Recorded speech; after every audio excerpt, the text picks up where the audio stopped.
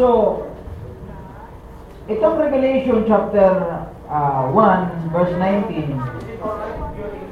Huh?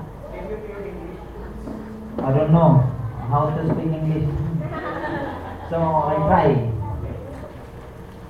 So, this open book, John had write the things in the past, present, and the future, and sent it into the 7 churches. So, all the things that he has he has written, he was sent it into the 7 churches. And verse 11 saying, I am Alpha and Omega, the first and the last. And what thou seest, write in a book, and send it into the 7 churches which are in Asia, unto Ephesus, and unto Smyrna, unto Pergamo, Thyatira, Sardis, and Philadelphia, Laodicea. So, the revelation of the 7 church ages was not been fully known with the time he was sent it into the 7 churches. But when the time of Revelation chapter 2, John the Revelator was write in details what is the content of the 7 church age in Asia. So in Revelation chapter 2, the foundation of the church is written until the Revelation chapter 3, which is consists of the 7 church age. And then the 7 church ages, they have a 7 stars in Revelation chapter 1 verse 20. The mystery of the 7 stars which thou sawest in my right hand, and the 7 golden candlesticks. The 7 stars are the angels of the 7 churches, and the 7 candlesticks which thou sawest which thou sawest are the 7 churches. So this verse in 1 verse 20 did not give a details what is the content of the 7 churches and what is the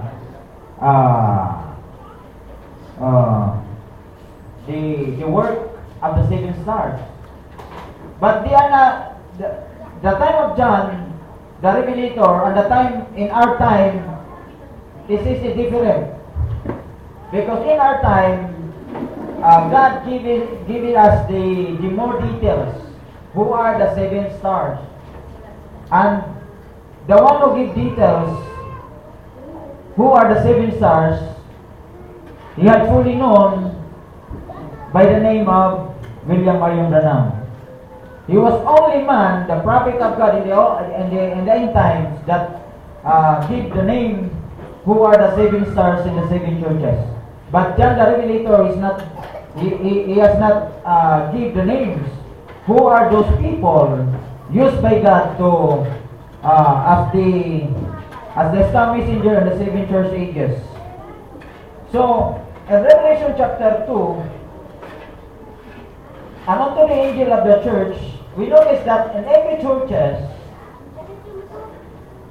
the revelation of the open book was given in details in Revelation chapter 2.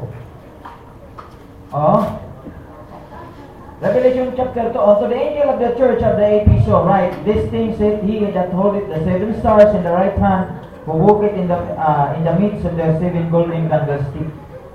I know thy works, and thy labor, and thy patience, and how thou canst not bear them which are evil.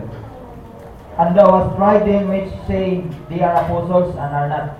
So, in Ephesus, Smyrna. So, can you write it down, or can you speak louder? What is the verse of the 7 church ages in Revelation chapter 2 and 3? Can you contribute? In what verse Revelation chapter 2 mention about the seven church ages. The verse 1 is the church of Ephesus. So what verse in it? Church in Smyrna. What verse? So write it down. Put it the mark. Revelation chapter 2 verse 8. Smyrna. And then next.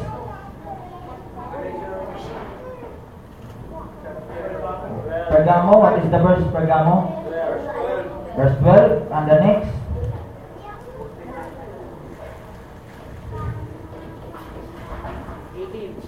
Verse 18. Yatira. And the next. Sardis. Chapter 3 verse 1. And what verse? Philadelphia? 7. And then Laodicea 14. So all the seven churches are in details written by John the Revelator. But in the 4th chapter, there is a voice, a trumpeting voice, talking to John, according to verse 1. After this I looked, and behold, the door was opened in heaven, and the first voice I heard was as it were of the trumpet talking with me, which said, Come up hither, and I will show thee things which must be hereafter. So, John, ano dito? Pinakita kay Juan.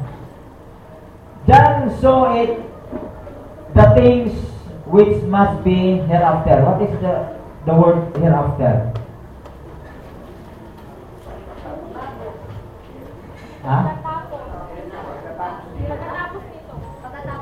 Future. The future thing, the future event that will happen. So, the open book, from the beginning to the end, John know it. John saw it. Amen? John saw what the content of the seven, or what is the content of the open book. Right? So, John saw what is the content of the open book. The content of the open book, it's talk about the seven seals. It talks about the seven vials. It talks about the seven trumpets. It talks about the seven plagues. It talks about the book of redemption. Right? John read in book of Revelation chapter 5. John says, And I saw in the right hand of him that sat on the throne a book written within and on the backside sealed with 7 seals. And I saw a strong angel proclaiming with a loud voice, Who is worthy to open the book and to loose the seals thereof? And no man in heaven nor in earth, neither under the earth, was able to open the book, neither to look thereon.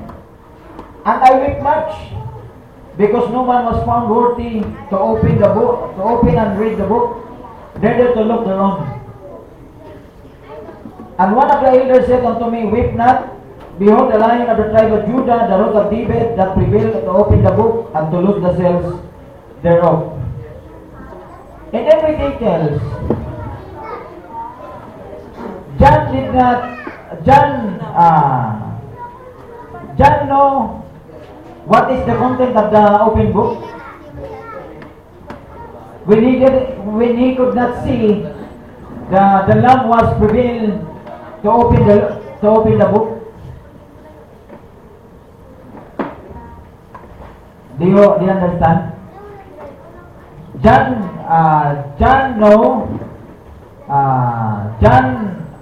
Write it carefully. When the 7 seals opened by the Lamb, or John did not know before the opening of the seal. Alam ba ni Juan yung mga bagay na kanyang isinulat nung hindi pa binuksan ang selyo?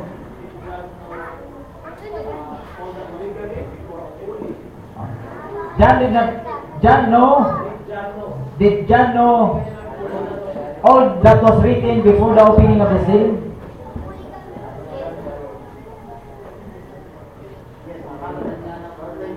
By reading. Huh?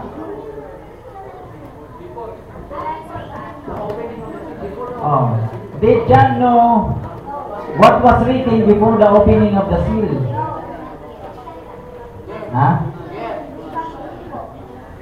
Not yet. So not yet. But in this verse, we can see that it was the backtrack what will happen in the book of Revelation chapter 1. Because the book of Revelation chapter 1, all that he was seen, past and the present and the future had been written. But in chapter 5, this is the only time John know what is the content of the seventh seal, which is the open book.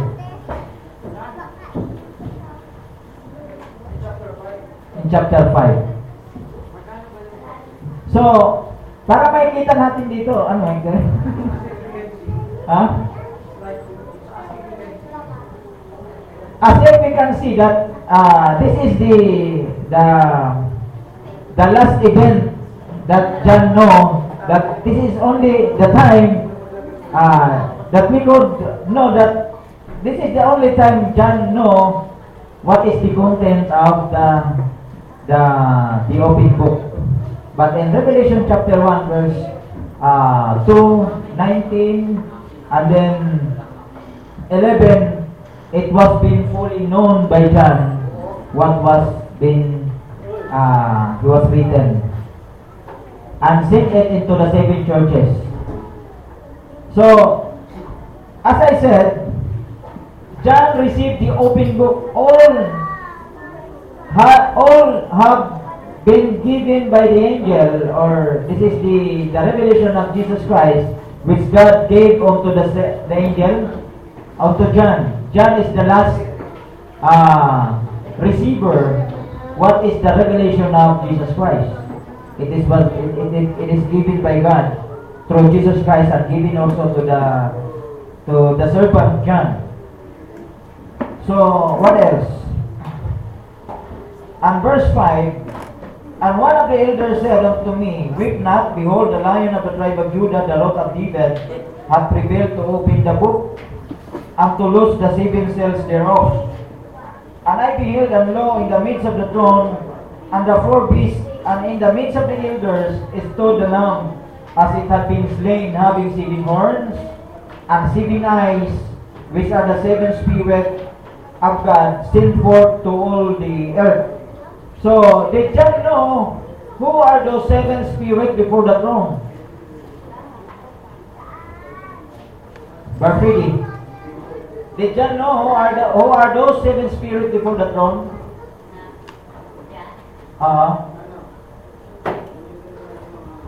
Did John know?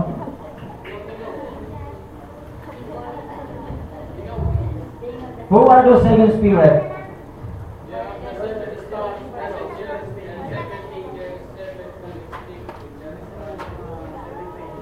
The 7 spirits before the throne.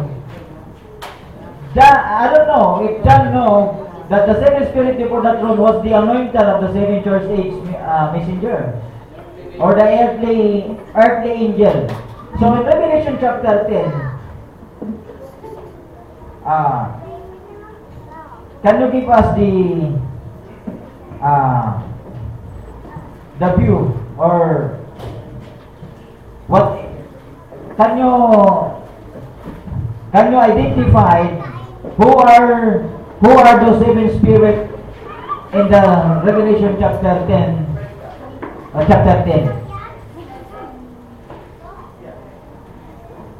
Who are those 7 spirits before the throne in Revelation chapter 10? What verse?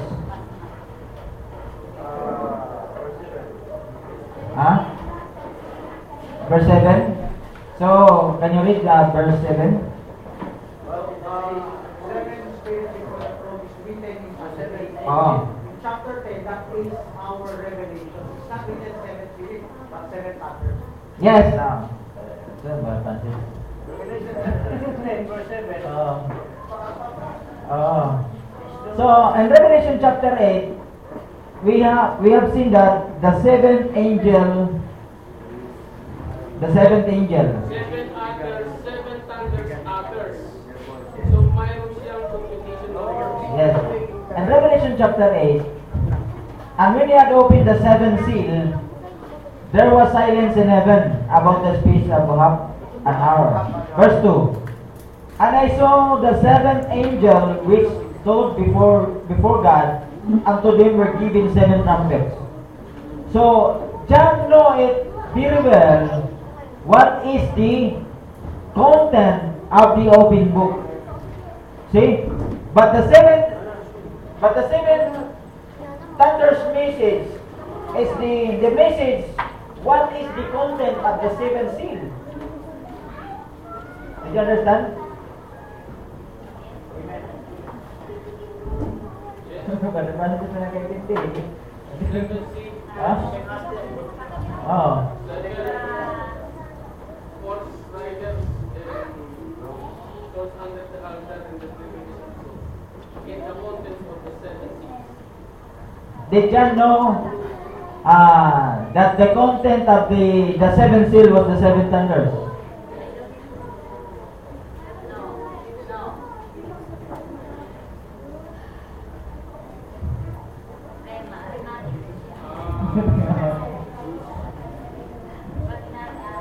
When he utters the voice, it is part of the revelation going to the messages.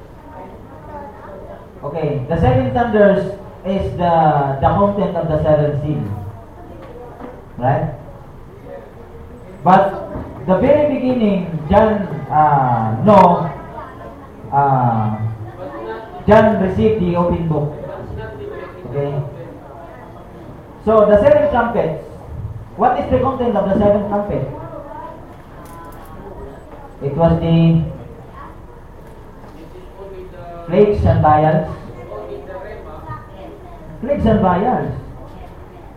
The seven trumpets. The content of the seven trumpets is the plagues and vials. So John know.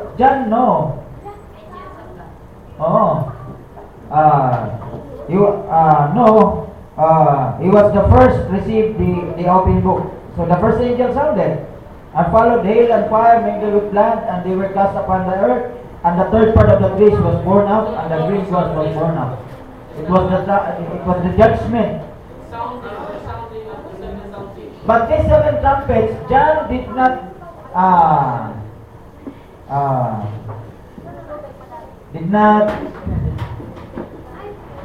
this is the event that John would be waiting for.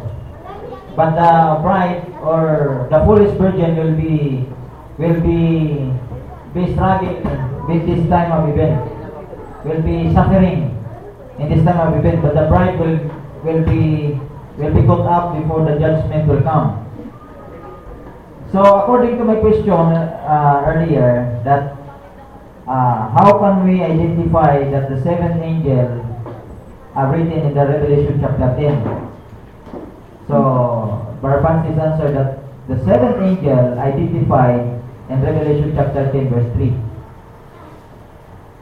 And I cried with a loud voice as when a lion roared, and we had cried, seven thunders uttered their voices. So the seven thunders are the content of the seven seals. This is not different.